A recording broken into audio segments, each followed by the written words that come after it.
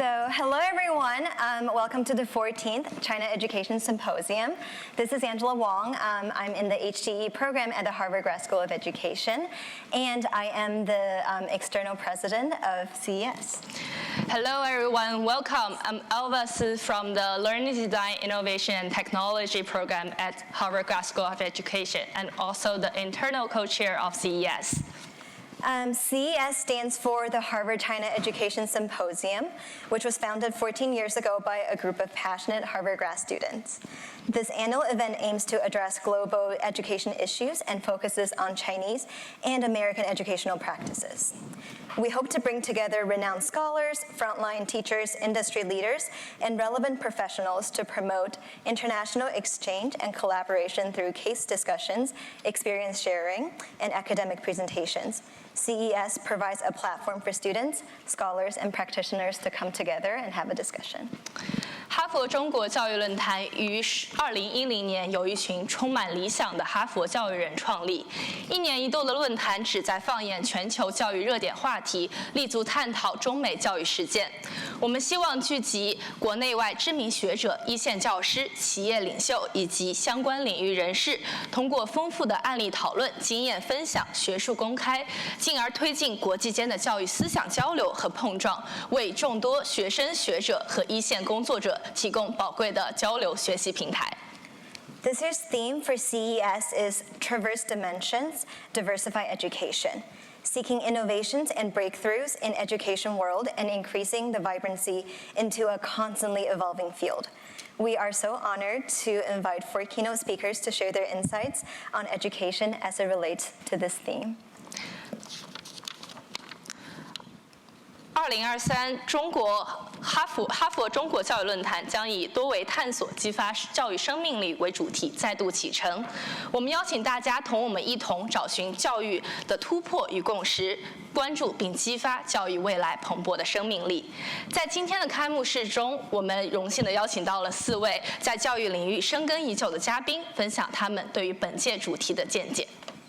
We give our acknowledgments to our premier strategic partner, WuKong Education, Platinum Partners, Shang Nancy Friends, SNF International Education Group, Avenues The World School Shenzhen, and Beijing International Bilingual Academy for supporting the 14th Harvard China Education Symposium. 我们还要感谢本届哈佛中国教育论坛独家战略合作伙伴悟空中文、白金合作伙伴荣尚南西伙伴国际教育集团、深圳爱文学校和北京海嘉国际双语学校对论坛的大力支持。To begin, we have the honor of hearing Mayor Michelle Wu's personal story through education, her philosophy of leadership, as well as her best wishes for CES. 在开始的时候呢，我们希望让我们的吴市长作为开幕致辞的嘉宾，为我们分享他的教育之路、对领导力的理解，以及对于 CES 最美好的祝福。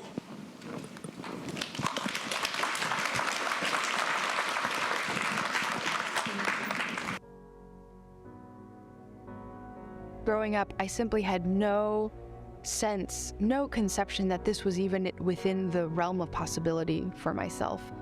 As the daughter of immigrants, politics was never discussed. We didn't follow current events. I never saw anyone who looked like me in positions of leadership.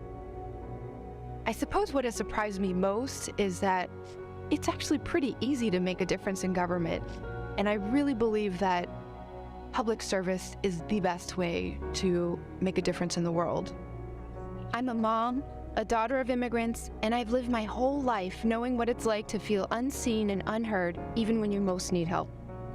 My parents came to America with no money and no connections, not speaking English. When my mom started struggling with mental illness, I became her caregiver and raised my sisters. I had just graduated college. I was working downtown in Boston doing consulting. I got one of those phone calls that no one ever wants to get. One of my little sisters called me and said, "You have to come home now. There's something very wrong with Mom." And when I flew from Boston back to Chicago, realized that my mom was essentially in the midst of a mental breakdown. I left my job in Boston. I left my life as a young professional and went back to take care of my two younger sisters who were fairly young at that time, take care of my mom, and decided to open a small family tea house to keep us going. I loved every bit of it except for every time we had to deal with City Hall in some way. It seemed like if we just fulfilled all the requirements that were laid out in municipal law, it would be fine. But it ended up being almost 8 months of bureaucracy, red tape, inspections, going back and forth, appealing this and that. And I felt like no one in government was even acknowledging real life, much less trying to help us. I really wanted to go back to law school and understand how I could help craft some of those ordinances and shape some of that city government bureaucracy to make it easier for families. Law school was really my time for self-exploration. I spent a lot of time taking advantage of the flexibility that HLS offers with getting real-life hands-on experience. I had a clinical, helping business owners sort through legal bureaucracy, being able to help someone else with an incredibly frustrating situation that I had been through and that my family had experienced was very empowering and meaningful. There will be no comparison to being in then Professor Elizabeth Warren's 1L contracts law class. What actually made me think about politics as a possibility was seeing her transition from professor to candidate to senator without changing anything about herself. It was incredibly inspiring to see that you don't have to put on a politician face or have a very different public and private persona. All in favor say aye. We opposed say nay. Ayes have it. Docket 0443 has been adopted and have passed ordinances ranging from language access and healthcare equity, paid parental leave, which I believe is the issue underlying income inequality, up through ordinances around small business, getting back to my original love. And I think when people ask me, what am I proudest of in my time at the council? It's bringing transparency to what we do. So every week I put out a summary of what we voted on at the council meeting, what the result was, what we're discussing, upcoming hearings, and that has transformed people's access to city government and being able to have a stake and have a say. When I was a young child, the expectation of me as a girl was the highest praise would be, in Chinese it's 很乖, which is this, it translates to kind of this combination of obedient, pleasant, right, quiet, basically. And so being in this field where, in moments where you're on the debate stage or when you are in the midst of a heated hearing about pushing back on a corporation that is taking advantage of Boston residents, that 很乖 model doesn't really apply. And it's been a learning curve to lean into not talking about, moving away from the discomfort with talking about myself, as an Asian American woman in the culture and family that I grew up in. You're supposed to leave the business of the family at home, right? Not discussed publicly. And I found that in politics, so many of our barriers exist because we are not even bringing our real lived experiences to the table. And until we can step in with authenticity to how complicated the struggle is for working parents or for people of color in the city or for business owners, we won't have the momentum and urgency to make that change.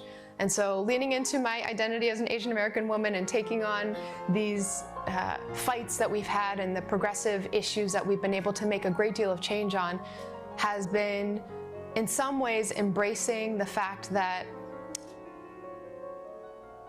the culture I grew up in is about serving community. And sometimes the best way to serve community is to ensure that you are expanding the definition of leadership, being okay with the discomfort, and knowing that if I talk about my experiences in a way that I still might not feel like is completely smooth or graceful, that hopefully that just opens the door for someone else who might think, maybe I can't speak without, stumbling over my words sometimes, or I don't feel comfortable as a public speaker. We need you in this conversation. We need you in leadership, and we need each one of us right now to be bringing your unique style and perspective and leadership to the table. Our young people are our future, our leaders, our present, everything from making sure that our school buildings are safe and healthy and inspiring, to creating the opportunities for youth sports and arts to wrap around, providing social emotional supports, ensuring that we have the quality academic rigor and focus on curriculum that the superintendent has been leading. We're really putting our energy in making sure that Boston Public Schools is the very best that it can be, because this is what will set our young people up for the trajectories that they deserve to reach their dreams. At the end of the day, I want to be authentic, humble, and grateful, and I'm not going to be in politics forever, and I want to be proud when I'm out of politics of the person that I was all through this time leading up to that point. The Boston we love is a city that takes care of each other, where hard work meets big dreams with grit and resilience. But for too many, during this pandemic and well before, it's been impossible to dream when you're fighting to hold on, fighting to afford to stay, fighting for our kids, fighting a system that wasn't built for us, doesn't speak our languages, doesn't hear our voices. It's the struggles and dreams of my family and families across our neighborhoods that I've carried to City Hall for the last 7 years, where together we've broken barriers, passed groundbreaking legislation, changed the face of government, and changed the conversation about what is just and what is possible.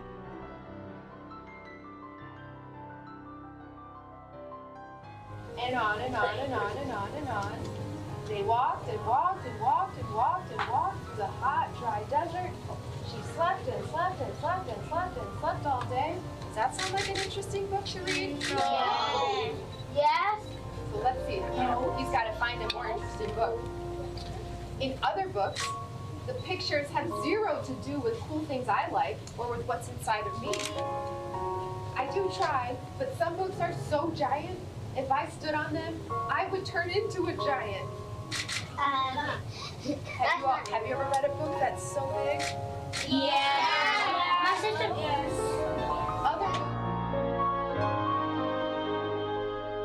Hello, and thank you so much for taking the time to participate. I want to wish you all a very wonderful China Education Symposium conference. We're so grateful for all the work that you're putting in to make connections, build community, and keep pushing us to continue doing that outreach. Thank you so much.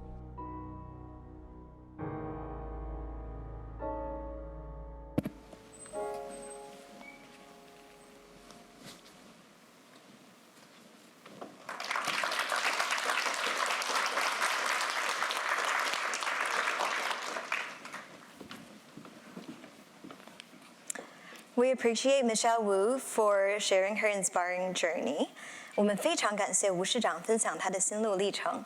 Our first keynote speaker, Professor Yasheng Huang, is the Epoch Foundation Professor of Global Economics and Management at MIT Sloan School of Management, Associate Dean of MIT Sloan's Global Partnership Program, and the founder and president of Asian American Scholar Forum. He will share his perspectives on the collaborations in the age of geopolitical tensions. 下面有请我们第一位主旨演讲嘉宾黄亚生教授。黄教授是麻省理工大学Sloan商学院基金会全球经济与管理教授，麻省理工大学Sloan商学院全球合作项目副院长，亚裔美国学者论坛创始人及现任主席。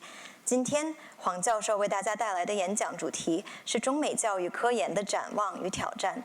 让我们欢迎黄教授。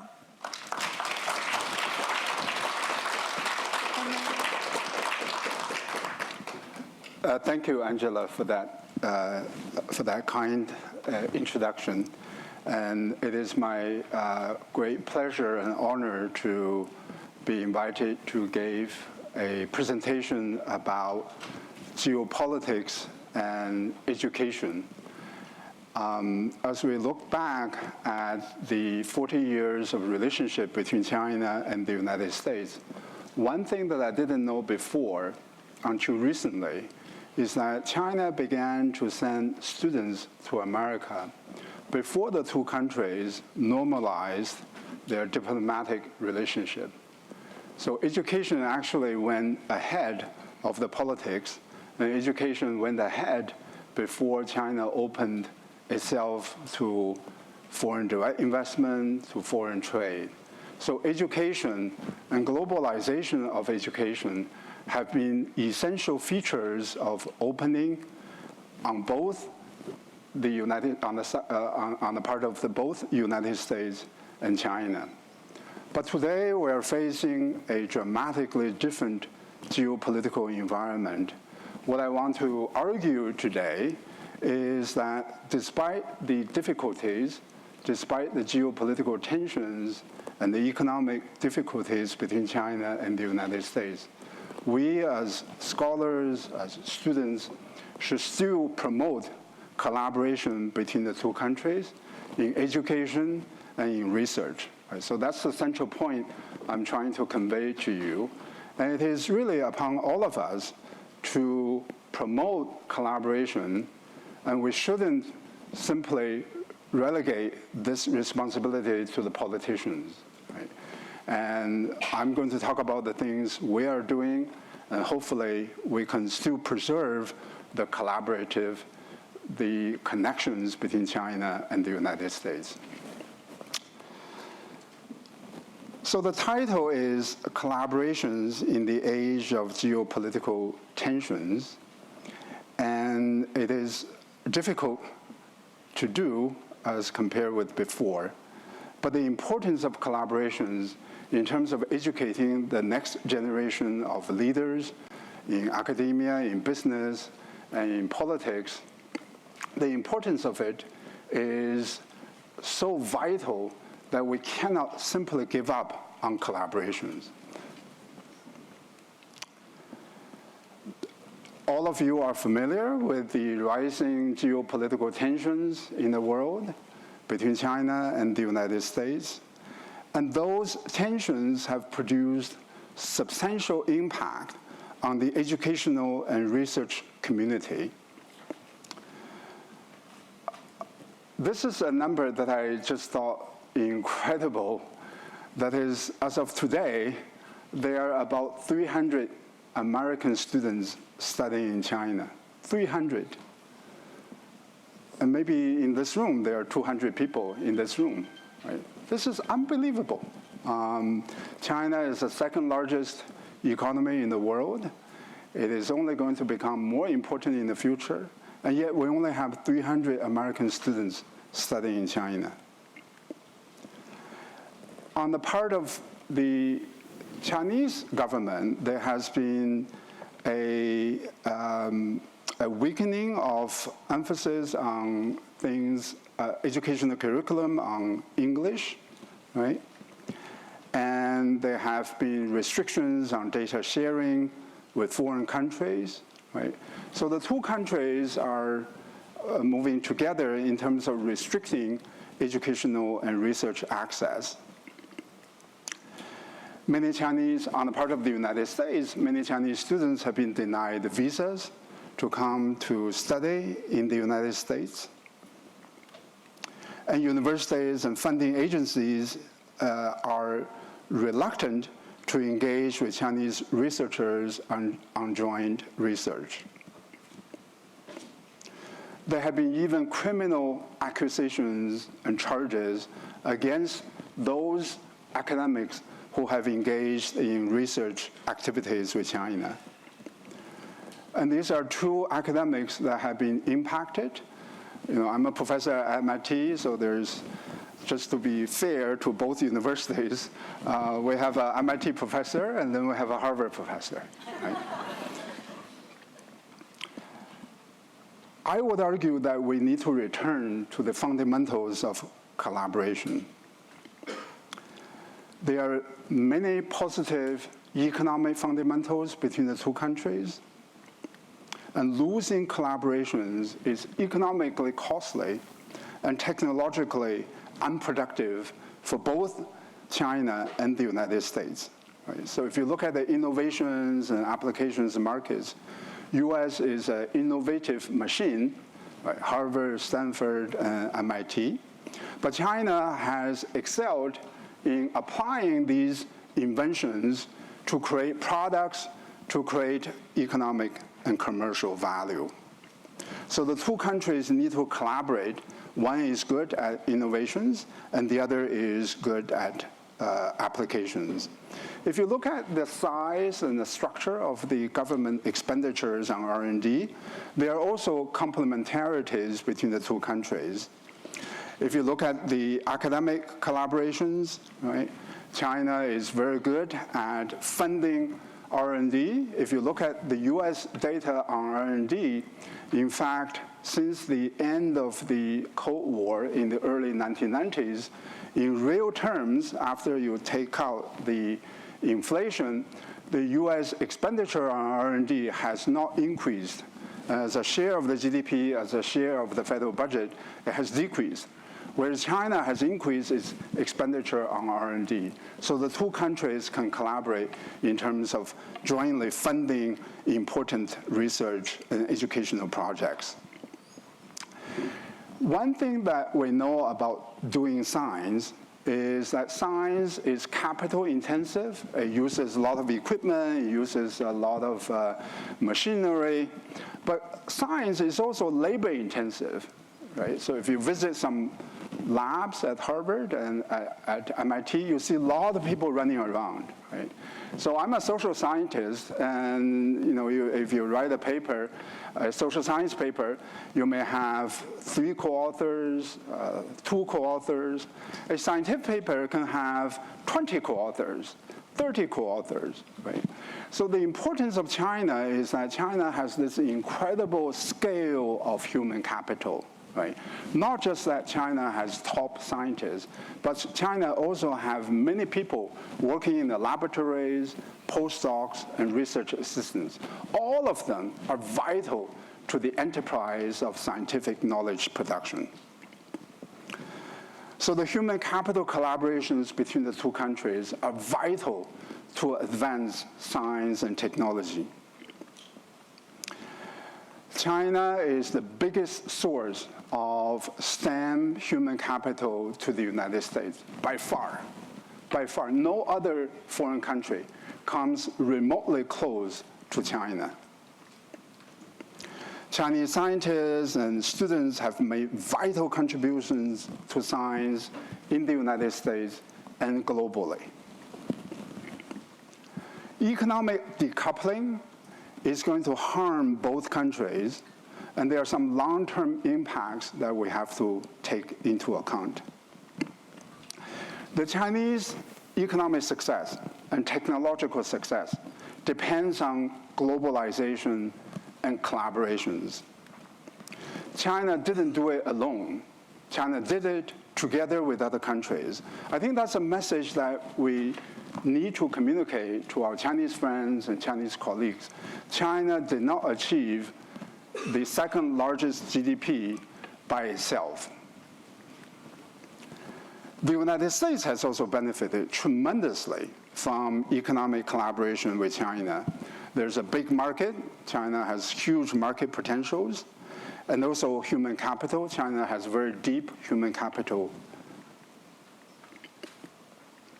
If you look at technology development in China, many of the technologies developed in China are a result of collaboration. Huawei has collaborated with 130 American companies before 2018. Huawei has excellent camera.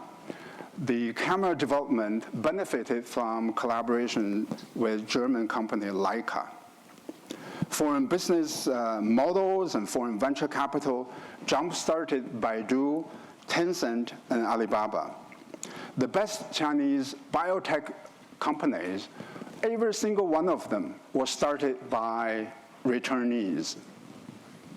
Chinese high-tech entrepreneurs rely on rule of law and efficient finance of Hong Kong under one country, two-system formula. So this is about Huawei. It relied on 130 American suppliers of components and technologies. United States has also benefited. If you look at the US tech firms in terms of their revenues from China, some of these companies derive 50 to 60% of their revenues from Chinese market. Right? So essentially, the Chinese market has provided the kind of capital flows that later on enable these companies to specialize in their products and also to invest in their R&D. So I'll skip this, except to say that China is extremely important to the US high-tech companies. This is a study that shows that the Trump's trade war in 2018, in fact, undermined the US preparedness for the pandemic because the tariffs were raised on medical machinery, medical equipment. The US hospitals bought fewer units of medical equipment and machinery compared with the time when the trade war was not there. By the time that pandemic hit China, US hospitals operated at smaller capacity as compared with before because of the trade war. Right? So let me talk about the policy implications and quickly conclude. There's nothing wrong with the US to emphasize competition with China, but the right way to compete with China is to invest in the R&D base of the United States rather than going after China. Right? Just like a company competing with another company, you don't try to stop another company. What you want to do is to strengthen your own company. And we are doing that now with the CHIPS Act and the Inflation Reduction Act, but we need to do more. Right? So this is a point that I made earlier, that China is the biggest source of human capital to the United States. The top line is China, the second line is India. Right? Suppose that you deny visas to the Chinese students and only rely on students on India. There's absolutely no way we can replace the number of the Chinese students with the increase from India. Right? That's going to undermine science and technology in the United States. There's a famous book by two business school professors. It's called The Co-opetition. The way I think about relationship between China and the United States is that they are both competitive elements. They are also collaborative elements. Right? Co-opetition means that there's cooperation, there's also competition. In that spirit, MIT had released a report on university engagement with China. I was one of the co-authors, and just yesterday in Science magazine, we published an article advocating continuation of collaborations with China while guarding academic principles of freedom and free speech. Right? Hopefully, we are going to figure out how to deal with all these geopolitical complications, and we are still going to pursue productive, collaborative activities with China. Thank you so much.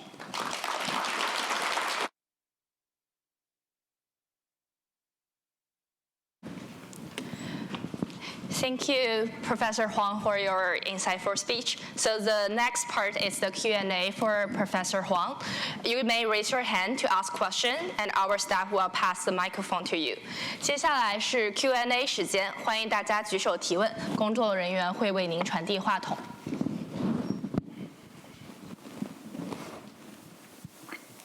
Maybe you can collaborate to ask a question.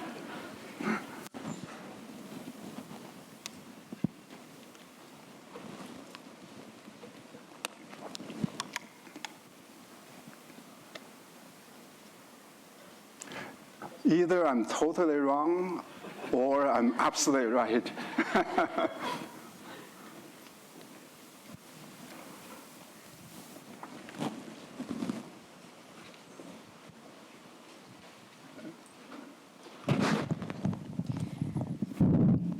Thank you very much, Professor Huang. My last name is also Huang. So you mentioned that the best way for America to improve itself is to invest in its own research and development. And I've also learned about some contents in this Chips and Science Act. I think what they are trying to do is to encourage American companies to invest in its own chips and semiconductor industry and not invest in this industry in China. Would that be the Americans' move to invest in its own research and development? Thank you. Thank you for your question. Yesterday, Janet Yellen, the Secretary of the Treasury, gave an important speech about U.S. economic relationship with China. And in that speech, he argued that we should separate the national security issues from economic issues.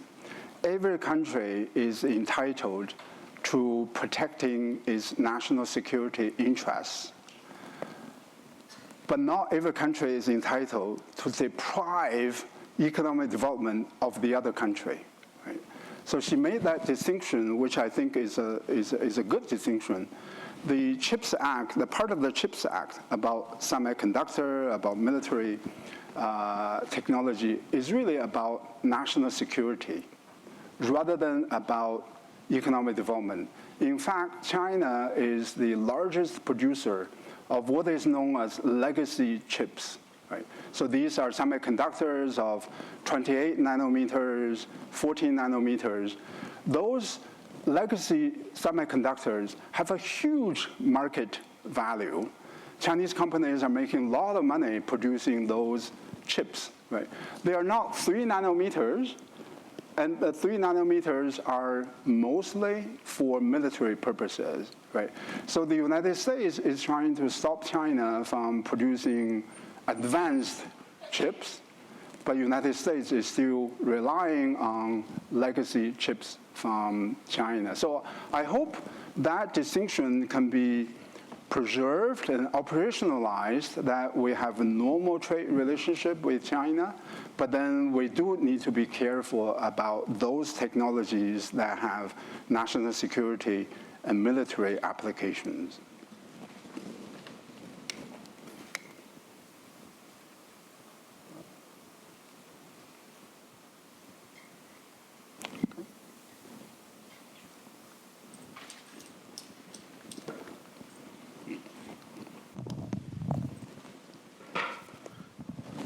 Thank you, Professor Huang, for your presentation. My name is Max, and my colleagues and I, we actually traveled from China, but not just for this, but we actually traveled from China last week. I was shocked by the data you shared that only 300 American students are studying in China. I would like to learn more about the details of this. So how is that defined? I mean, how does studying in China define? Does that mean they have to enroll in a 4-year university in China, or does exchange program counts? Yeah. And also, I was curious that, compared to the peak number, say pre-COVID, pre-Trump number, what was that peak number? So I could have a better understanding of the situation. Thank you. Yeah, so maybe it's not 300, maybe it's 301. It doesn't, the details don't quite matter. Mark, you may have more detailed data on this. I don't. But 300, no matter which way you count it, is a small number, right, relative to the importance of the country, the size of education in China, and the need for the U.S. to understand China. These can be degree students or exchange students, right? Even if all of them are just degree students, not including exchange students, I will be shocked that you only have 300 American students pursuing degrees, and then you have 3 million American students doing exchange programs, right? So the two numbers, if they are not identical, they must be correlated with each other very closely. I don't know about the peak, what the peak number was. Obama had a plan to send 10,000 students, 100,000, okay, 100,000 students. Maybe that number was never reached. But still, the goal during the Obama administration was to send 100,000 students, and now we only have something like 300. Right? So there's a quote.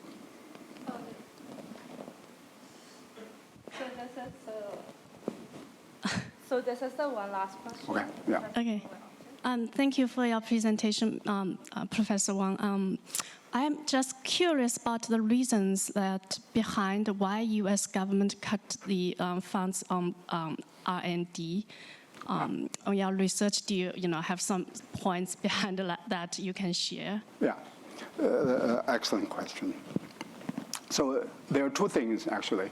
If you look at the structure of the U.S. expenditure on R&D, the U.S. R&D government expenditure basically is on two disciplines.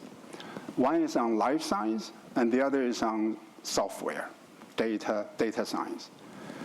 Many things in between are terribly short of money, right? And whereas the Chinese R&D expenditure is much more distributed, right? China spends money on life science, China spends money on data science, but China also spends money on material science, on physics, chemistry, and others. So that's a big difference between US and China.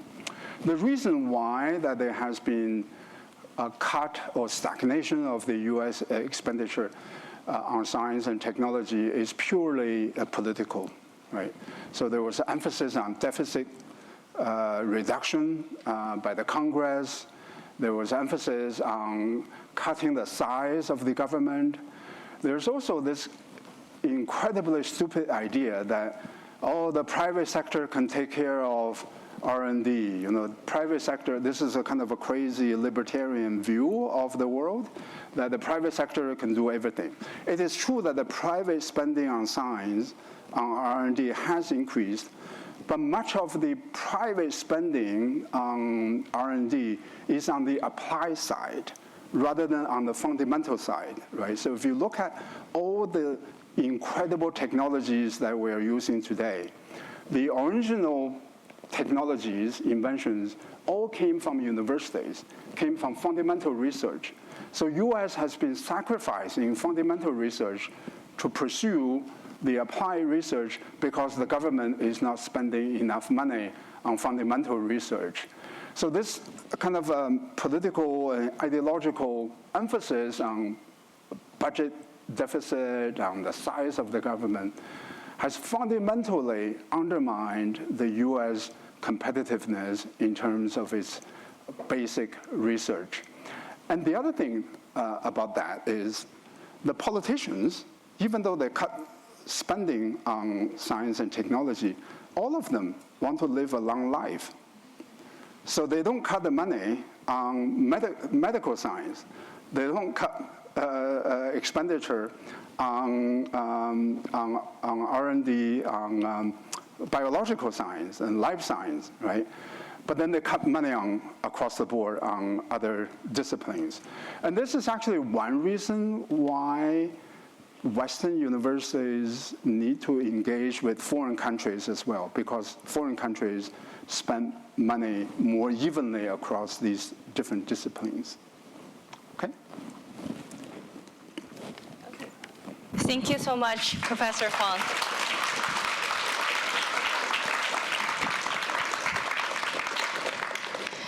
And now it's my honor to introduce our second keynote speaker, Ms. Vicky Wang. Vicky is the founder and CEO of global edtech company WuKong Education, the alumna of Shanghai Jiao Tong University, China's most powerful woman selected by Fortune. Today, she will share her insights on igniting the spark of learning. 下面让我们欢迎第二位主旨演讲嘉宾 Vicky 王女士。Vicky 是国际在线教育品牌悟空中文的创始人兼 CEO， 上海交通大学安泰经济与管理学院校友，连续2年上榜财富中国最具影响力商业女性。今天她将为我们带来的分享内容是科技激发教育生命力。让我们欢迎 Vicky。Now let's warmly welcome Vicky.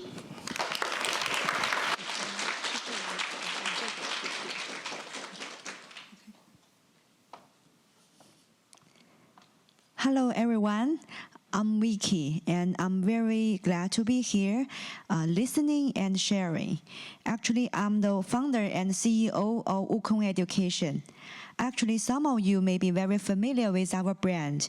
We have WuKong Chinese, it's called 悟空中文, and WuKong Math, it's called 悟空数学. It's a global brand to teach in US, in Canada, in Australia, New Zealand, in a lot of countries and places. And now, today, my topic is learning and technology, the power of technology and the power of technology on education. Actually, with the start of my speech, I want to give you some background of what we do. Actually, WuKong provides the online live streaming tutoring solution for K-12 students globally. We connect our excellent teachers and students from all over the globe. We have 3,000 excellent teachers, and we have K-12 students from the age of 3 to the age of 18 from all over the globe. And we teach Chinese language as a second language, and we teach mathematics. And give you some more stuff is like we have staff and teachers come from 230 cities in 11 countries. Can you imagine that we have over 300,000 students coming from more than 100 countries around the world? And the biggest market here is in US. Although we do not do business in China, but we have some like Chinese native speaker, Chinese teachers in China. And we all know that the impact of technology on education is really big. So the carrier of knowledge actually is improving. And by now, with every child, he or she may have a pet. They will have pets on every class, and there is economic technology everywhere. Besides the books, we have pad, we have computer, we have everything prepared for our children. And this is just explosive growth of edutech. As we can see from the PC era to the use of 2G, 3G, and until now, actually you can see that live streaming class, not only one-on-one, one teacher, one student model, but also the group class is everywhere, and a lot of companies is emerging and they go IPO as well. And today's topic, I divided into 3 parts. The first part, I want to share that how the technology has empowered the experience of online teaching. Actually, WuKong use technology to do our innovating classroom. We have high quality, engaging, and inspiring learning experience. We stand out in the market. As you can see afterwards from the video, that we have our one-on-one Chinese class, one teacher, one student. They're very engaging, and we have our math group classes. Tarina, please raise up your jiao. 对了，非常棒，很厉害。Yay! Thank you all for participating. Now, we were in the correct answers. So, there is one thing that I am going to say. Now, I'm going to see if somebody with a raised hand can tell me. Hi. Hi. So what answer did you choose, and what made you choose that? D. D? Why did you choose D? Because if you have a height, you have to have a 90 degrees in it, or else it isn't a height. Exactly. Great job. Thank you for coming up. You can see how lovely our children are behaved in the class. Yeah. This is a really engaging the live streaming class, and we even have big data tracks our learning behaviors and results. This is our curriculum. We start from zero. We start from 5 years ago. Now we have graded curriculum that children can have steady progress and long-term development of our students. So you can see from 3-year-old to 18 years old, we have basic Chinese, international Chinese, advanced Chinese, both the heritage Chinese children and non-heritage Chinese children can find something to learn with us. Even learn with us can be like 10 years of learning. And for math, we have from grade 1 to grade 9 and more to be developed. We can prepare them to take the competition, and most, like in the center of it, it's the problem-solving skills. And our courses are structured around the principles of inquiry-based learning. We started our business in New Zealand, and in New Zealand, every school has an inquiry-based learning model, and we have our own model as well. Engage, explore, explain, elaborate, and evaluate. We create a student-centered study model, and we insert the model, the principle, into every course we deliver. We have immersive and scenario-based language learning, and we call our research team or curriculum development team as a creation team. They should be very creative.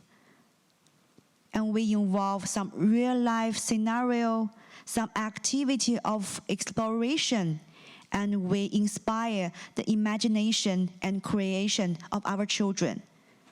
We will develop every question we ask, and we want to inspire our children, want to inspire their interest, and want to inspire their learning experience. We do not stop at providing a live streaming class. We also meet the needs of diversified scenarios and relieve parents' significant efforts.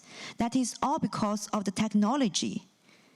We also have the books, the IP-figured courseware, the gamified practice system, the structured assessment, and the online communication between teachers, tutors, and parents. This all combined can create a better environment to study. And other than what we do to improve our study experience, what we also do is we use technology to enable our global teamwork. That's the most important thing for a global company.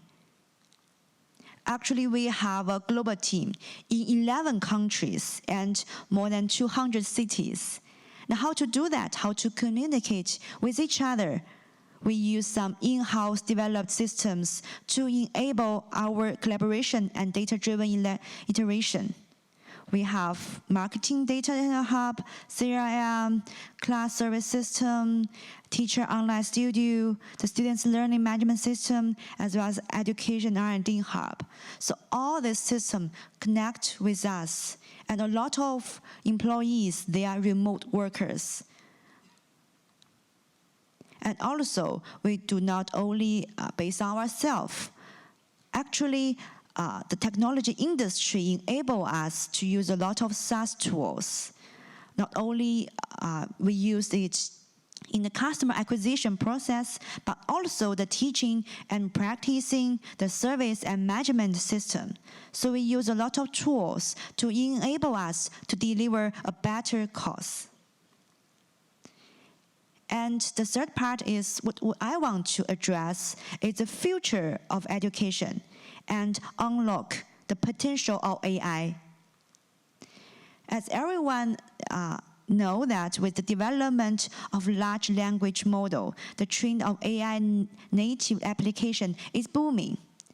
not also from the interactive side, but also from the data and information to the service and feedback mechanism. There are a lot of business new model has enabled AI to empower education.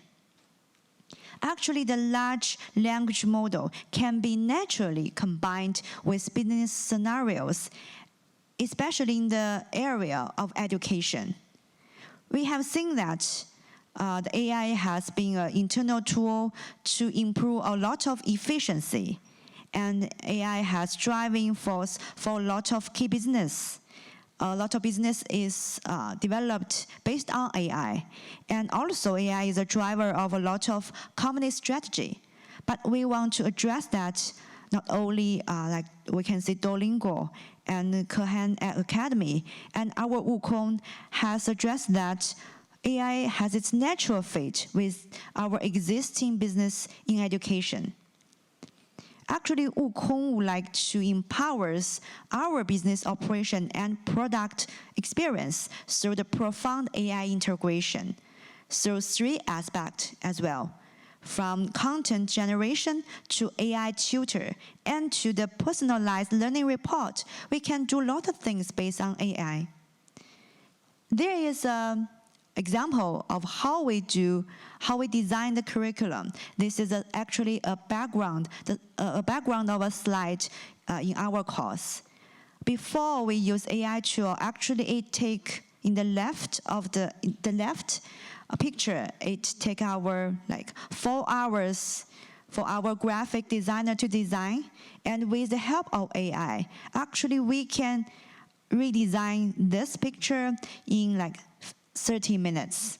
It's really a very big improvement in production.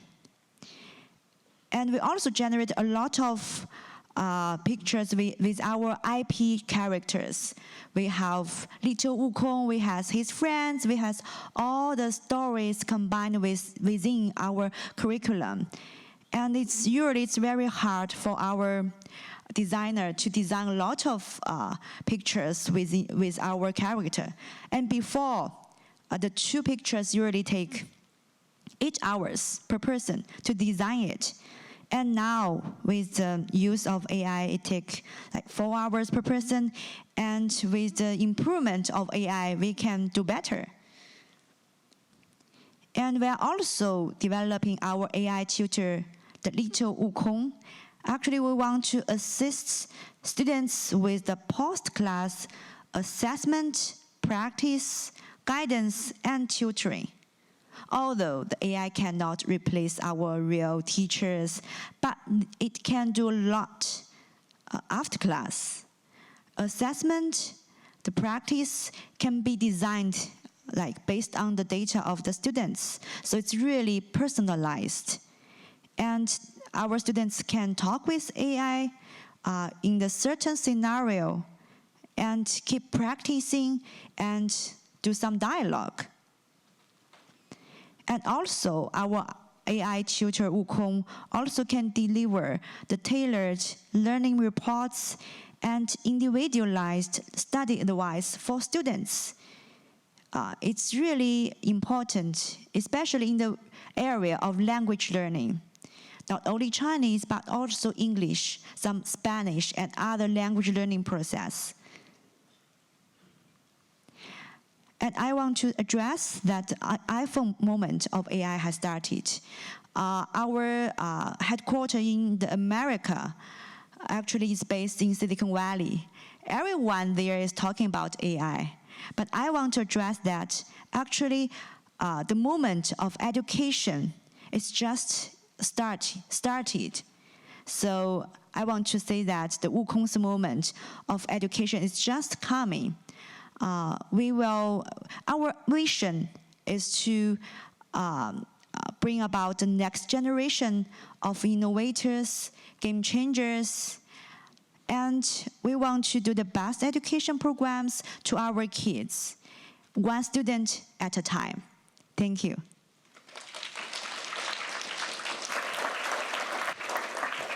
Thank you so much, Vicky, for sharing. So now I think we have time for maybe 1 or 2 questions if anyone has them. can raise your hand. Okay, right there. Thank you so much for sharing. I'm just curious to hear your personal take on the double reduction policy in China and how is there any impact of that policy on WuKong, especially WuKong Math? I know you said it serves kids from all around the world, but specifically, do you see an increase or a decrease in number of users in China? Okay. Thank you. Thank you for the question. Actually, WuKong is an American company, and we teach Chinese as a second language, which is unnecessary in China. So we do not have customer in China. Our most customer is in US. We have a lot of kids here in the US, in Australia, New Zealand, Europe, UK, Japan, Singapore, and so on. We have kids more than in a lot of countries. And because the policy does not affect us, so I cannot say much about the policy's impact. But in the long run, if we look in the long run, not in 3 years, in 5 years, we see it in 100 years, I think the collaboration between countries will booming. Yeah, I think the human will make their own the right choice in the long run. Yeah, thank you. I think every government wants to protect their children, and I think in the long run, I hold a very positive to our planet. Yeah. Okay. Thank you. Thank you so much, Vicky, for sharing. 感谢Vicky 老师的分享。So we will now have a quick break. Everyone, you can please feel free to look at the exhibition right there. It's for the sustainable education panel that will be live streamed tomorrow. And right after the break, Professor Mark Elliott, the Vice Provost for International Affairs at Harvard University, will present his keynote speech. So everyone, please be back here at 6:10. 我们现在有一个10分钟的休息时间我们鼓励大家去看一下这个可持续发展的这个照片展、策展，然后请大家6点10分准时回到这个场地，我们准时开始，谢谢。So everyone, please a reminder to mute or put your phone on airplane mode. 请大家把手机关静音，谢谢。So now we welcome our third and final keynote speaker of the day, Mark Elliott. Professor Elliott is the Vice Provost for International Affairs at Harvard University and the Mark Shores Professor of Chinese and Inter-Asian History. His keynote topic is When I Walk with Two Others, Thoughts on Transnational Education. 下面有请我们第3位，也是最后一位嘉宾欧立德教授带来主旨演讲。欧立德教授是哈佛大学国际事务副教务长、中国及内亚历史讲座教授，他将为我们带来3人行浅谈跨国教育经验的主题分享。让我们有请欧立德教授。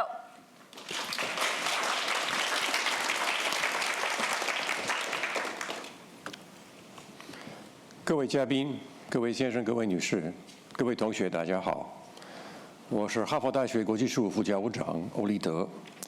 我今天感到很高兴，代表哈佛大学欢迎各位到这个2023年第14届哈佛中国教育论坛。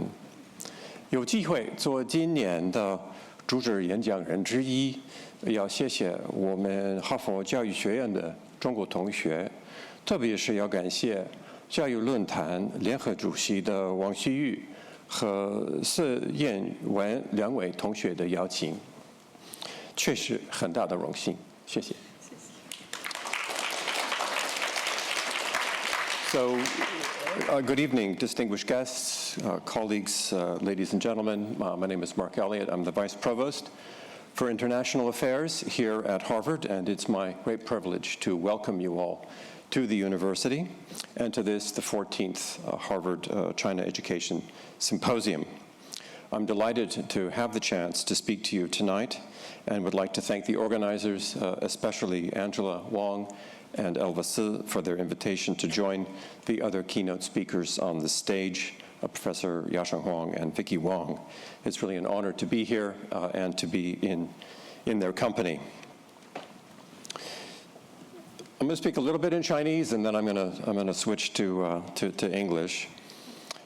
今年教育论坛的主题是多维探索，激发教育生命力。英文的手册里面的翻译是 Traverse Dimensions, Diversify Education。所以说呢，我觉得我们可以说有2个主题，有2个主题吧。无论如何，2个主题都很好，一样可以让我们好好思考教育的价值。让我们考虑教育的多样性和多位性，让我们想好怎么样才可以激发教育的潜在力量。我估计在座的各位都同意，这世界每个人是要干一点事儿，受合适的教育毕竟是必备条件之一。要受教育呢，要找老师。那找老师呢，我们往哪儿来找老师呢？回答这类问题，其实不难。周围都有我们的老师。这个道理当然不是我发明的，我们都很熟悉孔子的话：“子曰，三人行，必有我师焉。择其善者而从之。”其不善者而改之。如果我们承认这个道理，关键问题就是我们想跟谁一起走，我们想往哪儿走。看来你们今天决定是往美国走，是往波士顿走，是往哈佛走。你们这样的选择，对你们来说，你们个人来说，有利。至少我希望有利。希望你们有收获。从我这个副教务长的角度来看，最值得强调的一点是，你们这样的选择，你们决定要在我们哈佛园走一走，对我们学校有一定的利益，不只有利益，也有很大的意义。虽然中美关系在目前现在就算是比较紧张，尽管我们2个国家政府和政府之间目前好像很难对话，这不意味着我们2个国家的学府不应该对话或不可以对话，可以对话，应该对话。有学生和学者愿意从中国来到我们学校学习、访问、发表论文、做研究、开会，我们还是很欢迎，一直欢迎，将来不会不欢迎。这点上，我想我们哈佛也好，马理工也好，美国哪个大学都好，绝对不会变。无论哪一个大学想要追求卓越，都必须把最好的人才集中在一起，在一个地方，给这些有才华的人机会一起走一走，互相学习，相互为师。而因为没有一个国家垄断这种人才，这个我们今天看了黄教授的报告，我们这个就变得很清楚。所以大学要公开，要尽可能的公开，要让我们图书馆、博物馆、课堂、研究室、实验室等地方尽可能的公开，继续把我们校门对全世界有才华的学生和学者打开。做到这一点，当前的条件不可以说很理想，但是我们还是要往这方向努力。Let me switch to English now for the rest of what I'd like to say today. Just now, I quoted from the Analects, from the Lunyu, referring to Confucius's famous line, "The master said, when I walk along with 2 others, they may serve me as my teachers. I will select their good qualities and follow them, their bad qualities and avoid them."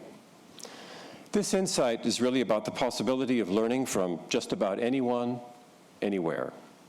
It reminds us of the importance of being open to learning and of keeping our universities open in order to attract the best talent from all over the world, including, of course, from China.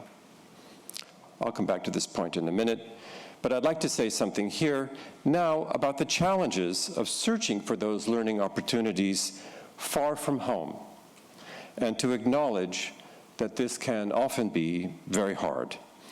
So the basic message here is really very simple.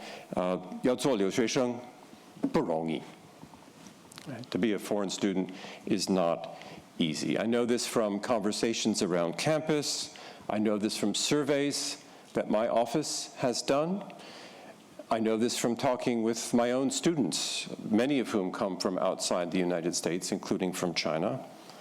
But I also know it from my own experience as a foreign student many, many years ago. So when I was your age, most of you, I also did what you did. I left home. I went abroad for study. I went in search of the knowledge I needed to do the things that I wanted to do in life, the goals that I had set for myself, experience more of the world, gain a different perspective, all that kind of thing. So this period of my life lasted for about 12 years, in fact. From my early 20s to my early 30s. I was not abroad all of that time, but I was gone for about 8 of those 12 years. And I lived in Taipei, I lived in Shenyang, I lived in Beijing, I lived in Tokyo, and I lived in Warsaw. For most of this time, I was on my own, far from home. There was no such thing as the internet.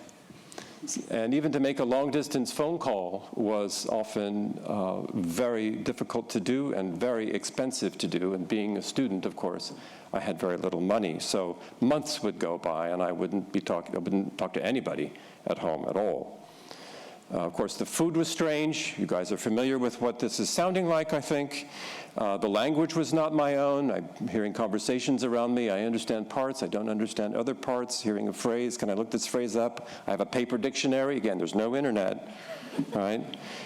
Getting little things done often took a long time because I didn't understand the system, you know?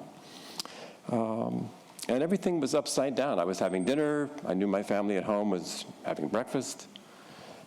People were talking in kilograms and in centimeters and strange measures like that instead of good old-fashioned inches and feet and yards. And even I couldn't even tell from the weather report whether it was going to be cold or hot the next day. And they would say it's going to be 20 degrees, 20度，我都不知道20度是这个热吗？还是这个听起来有点凉快。And then it's 68 degrees. Okay, now I know what kind of clothes to wear. So all of these things, of course, you are familiar with because you have lived through all of this. You're living through this now. So I learned a lot from these experiences. I'm hoping you are learning also from these experiences, even if they are sometimes tough. I saw how, despite so many differences in culture and language and so on, that people in general, my view, don't really differ all that much. Our commonalities far outnumber the things that separate us. I also realized, I went out there, I thought I was a really smart guy. In fact, I discovered quickly I didn't really know very much at all, and that there was so much more out there to know, and ways of knowing and of talking about knowing in many different languages. So my personal horizons expanded enormously. And, I learned this expression early on in Chinese. All of you here will know it, 坐井观天. So, sitting in your well, looking at the sky, you think that's what the sky is like. So during this time, I sat in many different wells. I don't know if my well got any bigger or anything, but I did see more different pieces of the sky. And like I say, my experiences grew. In all those years, I never really thought very much about what I might be bringing to the places I was going as a student. I was focused more on what I was trying to get out of those experiences. And I'm not sure, frankly, if my being there made that much of a difference. Certainly, we did, as foreign students, I can tell you, when I was a student at Liaoning Daxue, 40-something years ago now, we did not organize conferences like this. That was completely out of the question. I mean, I think there probably were about 300 students in China, American students in China in the early 1980s when I was there. So we're back to where we started from, Yasheng. I don't know what to say. One of my schools, though, did list me on some page as one of their famous alumni, so maybe I did make a difference, I don't know. But looking at it from the point of view of a professor and an administrator, I want to tell you that it's really clear to me, and I'm sure that Professor Huang will agree,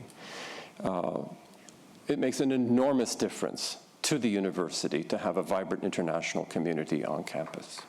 An enormous difference, not just for you guys, but for those of us here at the institution. 25% of degree students across the university come from outside the United States, probably a little bit more, but that's a conservative number. At some schools at Harvard, that number is higher than that. Some schools, actually, the number is closer to 50%. Right? For the last 10 years, we have drawn more international students from China than from any other country in the world. And now about 1/5 of all of our foreign student population at Harvard comes from China. Many of our Chinese and Chinese American graduates have gone on to do great things. You heard from one of them at the very start of the symposium, a member of the Harvard Law School class of 2012, Boston Mayor Michelle Wu. You heard from a graduate of Harvard College and the Harvard Kennedy School, Professor Yasheng Huang. Let me mention also the work of Liz Zhong Yuhan, who was a 2018 graduate of this school, the Harvard Graduate School of Education. She grew up in Xi'an. She's now working with kids in rural Guizhou. I don't need to tell you people what that means in terms of a commitment to teaching young people. May also mention the work of Professor Li Junlei, who's a child psychologist, teaches here at HGSE, who's been researching, among other things, the effects of the pandemic on young children and their families. So we think about this, 这不就是三人行吗？跟他们一起走，跟他们学习。So as I was saying, being an international student isn't easy. It can be hard, and even when times are good, it's not easy. And I think we can say these are not the best times, probably right now. So the challenge is even harder, and it's harder still, I think, if you are Chinese or of Chinese descent. And I'm, for this reason, especially grateful to all of you for being here today, for being here in the United States, for those of you who are Harvard students, for being students coming to us. I admire you, both for your commitment as educators, as well as for being the people who will be teaching the rising generation, and for your commitment to come here. For that commitment, we owe you a commitment in return. So I would like to underscore the university's commitment to building a community in which everyone feels welcome and safe. We highly value the contributions made every day by our students, faculty, researchers, and staff of Chinese descent, regardless of citizenship, and we commit to continue to resist the creeping rise of anti-Chinese sentiment, rhetoric, and even violence. We commit to work to ensure your rightful place here as students and scholars in the American Academy, whether it's for a year or two or for a lifetime. We do so because it's the right thing to do, both for your sake and for our own. Truth and science, the pursuit of knowledge, are things we must go after together, regardless of national borders, according to the highest standards of academic rigor and integrity.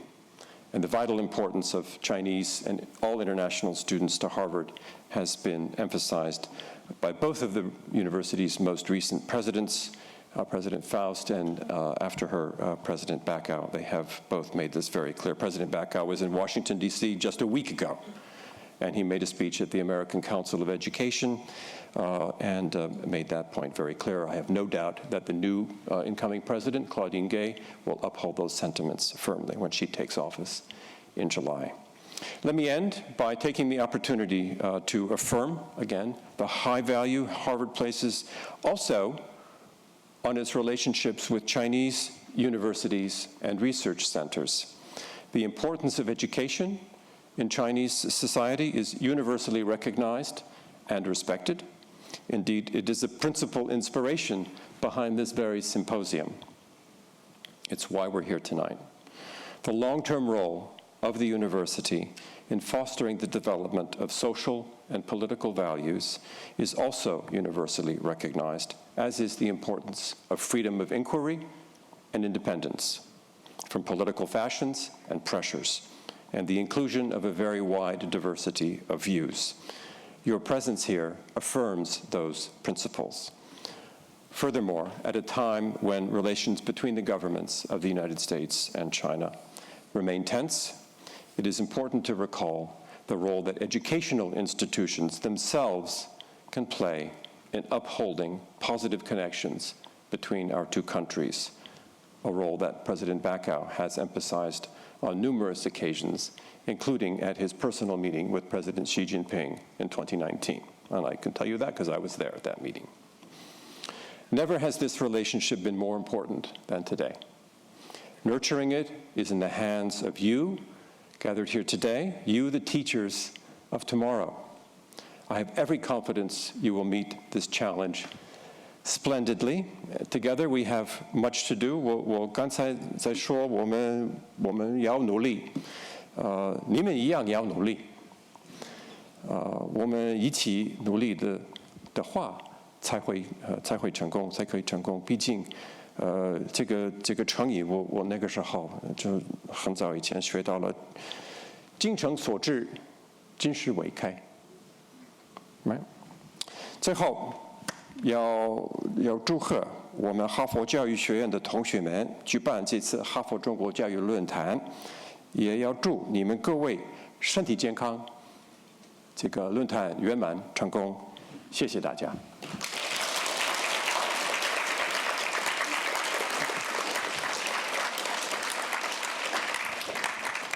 现在是提问时间。对。Time for Q&A. Anyone?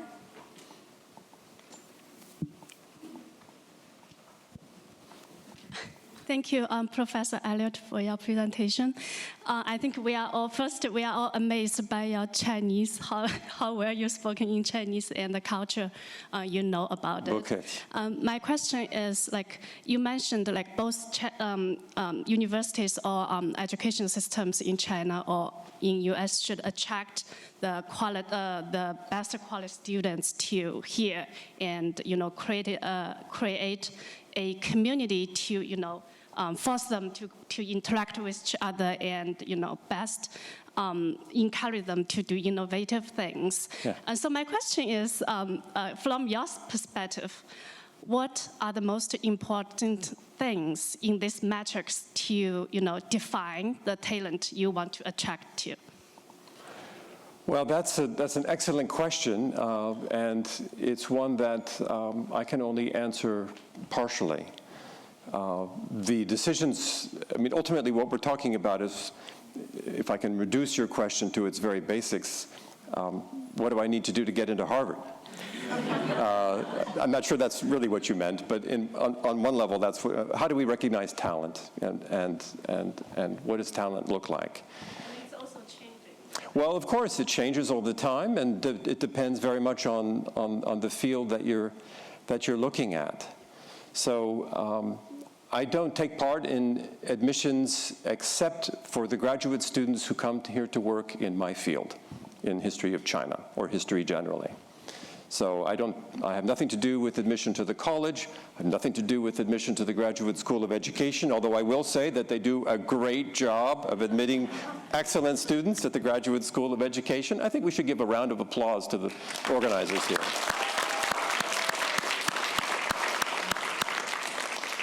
So from my point of view as a historian, the kind of thing that I look for in a student when I'm looking to make a decision about admission or recommending admission, and again, it's a committee that makes the call. It's not a single person who gets to decide these things.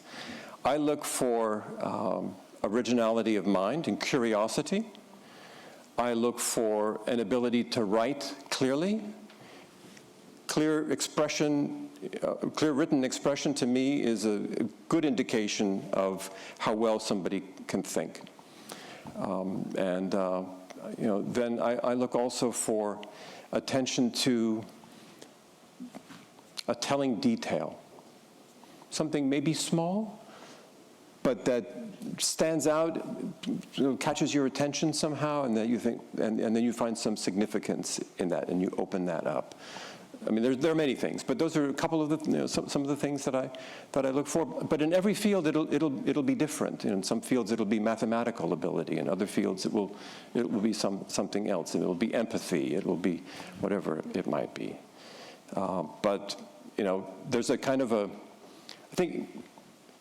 Again, I don't know if Professor Huang would like to say anything here or not. But you can often tell when there's a kind of a burning passion, like this is something really, really matters. That's what you want, because it's to come here to study. It's hard. I mean, it's hard to be an international student, but we expect a lot of our students. We ask them to work really hard, so you've got to really want it, and we want to make sure that the experience is a good one. Thanks for the question. Yeah. Awesome. I think we might have time for one more. One more? Is your question quick? One more quick question. Mine? Yeah. Yes. Okay, let's do it. Necessarily, I was just wondering, in your experience. Can you wait for the mic? I'm afraid otherwise people won't be able to hear very well. Thank you. So I was just wondering, in your experience working as an educator and a university administrator, what are some of the most successful and effective ways to help people cultivate a true sense of appreciation for a vibrant international community and not to just focus too much on the transactional piece? I think that actually is quite easy.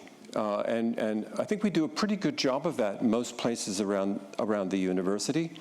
I think that the thing is just to bring people together and listen. Right, so what the college likes to do is we're a residential community, right, at Harvard. Not every college or university in this country is organized that way, but all of our undergraduate students all live together. So very frequently they will, international students, a student from Mexico, a student from China, a student from Oklahoma, will all be put together in the same room. And there's a lot of learning that goes on. At least as much learning will go on in that dorm room as goes on in the classroom. And people will, typically, they will learn a lot from just hanging out and figuring out that a lot of the things that they took for granted or assumed were natural because this is how it's done. In fact, this is culture. And there are many different ways of doing things. And so the blinders fall away and you begin to see the world in a much more complicated way. And your assumptions get questioned. I mean, that's part of what we expect to happen, not just at the college, but at all levels of education. I mean, it's about questioning, right? It's about not accepting what's out there as people say, it's this way. And you say, well, actually, I'm not sure it's this way. Maybe it's this other way. So that's the kind of spirit that comes out just when people come together, having meals together, living together. That part of it, I think, is easy. The hard part really is making the decisions about who are we going to bring here. Happily, we have many universities and colleges in the country, so even if it's not Harvard, or even if it's not MIT or Stanford or Yale or wherever, there are a lot of outstanding educational opportunities to be had at public universities, small colleges. It's really varied, and that kind of exchange is the kind of thing we need more of. 300 students, American students. I mean, part of the problem here, of course, is that it was impossible to get a visa to go to China until March. You couldn't go. And even now you want to go. How much is an airplane ticket? many thousands of dollars now. It's extremely expensive to go. So I'm confident that those numbers will go up again. They will rise again, but will we get to the 100,000 number that Hillary Clinton promised when she was Secretary of State? I don't know, but we can try. Thanks again.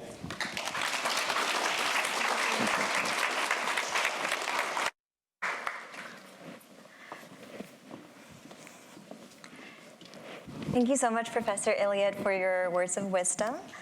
感谢欧立德教授的精彩分享。Wow, it was such a treat to hear from all three keynote speakers. So Elva and I here will not be giving another keynote speech because our degrees combined does not equal a PhD. Instead, we want to use the remaining 10 minutes or so to just share a little bit of our thoughts and our best wishes for the symposium this year. 好，谢谢3位嘉宾的分享，非常精彩的发言，谢谢你们。那虽然说我跟 Angela 的这个咖位肯定不及3位啊，但是我们希望在接下来的10分钟时间内呢，跟在场的各位观众朋友们、我们的新朋友和老朋友们来聊一聊作为联合主席对于这一届 CES 的愿景和期待。CES has transformed from a mini panel 14 years ago to this large-scale educational conference as we experience now. We truly hope to use this platform to host discussions, help provide guidance to those who may feel lost at the moment, and plant a seed of hope amongst many. This is why our logo this year is a sprouting tree, as you can see on your tote bag. We hope to celebrate and embrace the vibrance and liveliness of education in this post-pandemic world. The opening ceremony is our first in-person event in 3 years. I have the honor of saying welcome back to many of our old friends, and to the new friends who has just joined us who are interested in the US-China education discussions. It's such a pleasure to meet you. 14年的传承，让哈佛中国教育论坛从一开始哈佛校园里的一场小型研讨会，变成了如今一场全球化的教育盛会。我们希望借助 CES 这个平台，让每一位教育者或是对教育感兴趣的人，都可以在这个行业中找到新的机遇和方向，激发出心中那一颗有关教育的种子。我们希望本届 CES 论坛可以帮助大家，帮助这些种子、营养和希望在未来展现出蓬勃的生命力，开出最美的花朵。而随着新冠疫情的落幕呢，今年也是3年以来我们第一次回归线下论坛，与对教育感兴趣的大家面对面沟通和交流。在此，请允许我们对 CES 的老朋友们道一声好久不见。让我们对所有对 CES、对中国教育、国际教育、中美教育关系的朋友们道一声欢迎，谢谢大家的关注。So we opted for a hybrid model this year, and we will feature 6 education panels and 3 featured events during the next 2 days. In total, we invited 59 panelists to join us from all around the world. We will live stream on YouTube, Bilibili, and WeChat account during the next 2 days. Using keynote speeches, various panels, and roundtable discussions, we will comprehensively analyze the status quo and future predictions of education and share out the latest findings and research of our panelists. 今年的哈佛中国教育论坛对于我们来说是一次非常大的挑战，因为这是我们第一次采用了全新的线上下融合的形式，设置了6大分论坛和3大独家活动，共邀请了59位嘉宾加入我们。在接下来的2天时间内呢，我们将在 YouTube、B 站和微信视频号3大平台进行直播，通过主题演讲、圆桌讨论的形式，全方位的剖析教育的现状和发展未来，分享最新的研究成果和经验实践。So these are the panels that we will feature in the next 2 days. You may have a look here. It's also on the schedule in the tote bag. Next slide, please. Please scan the QR code to check out more information on our panelists and to stay up to date on the next 2 days of virtual events. The QR code is also included in your tote bag on the conference schedule, and it contains the live streaming QR codes as well. 欢迎大家扫描屏幕上的会看二维码，查看更多本届论坛嘉宾信息，关注明后2天线上的精彩议程。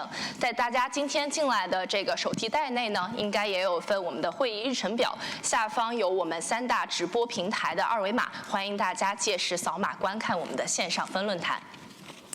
At the end of the conference, we would like to just express our deepest, most sincere gratitude to the CES team, to the e-board members, our assistants, and the volunteers.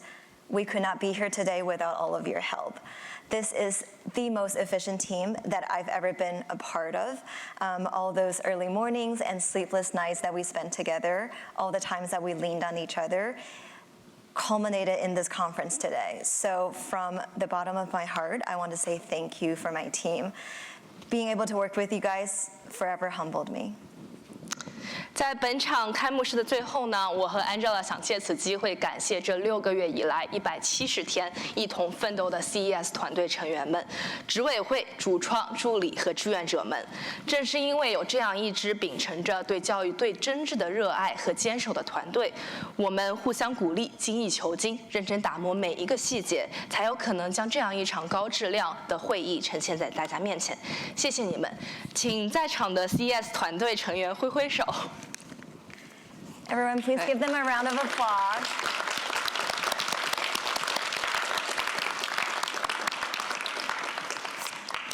All right. Thank you so much all for joining us at the 14th China Education Symposium opening ceremony. We hope, alongside with you, that we are able to discover the infinite possibilities in education during the next few days.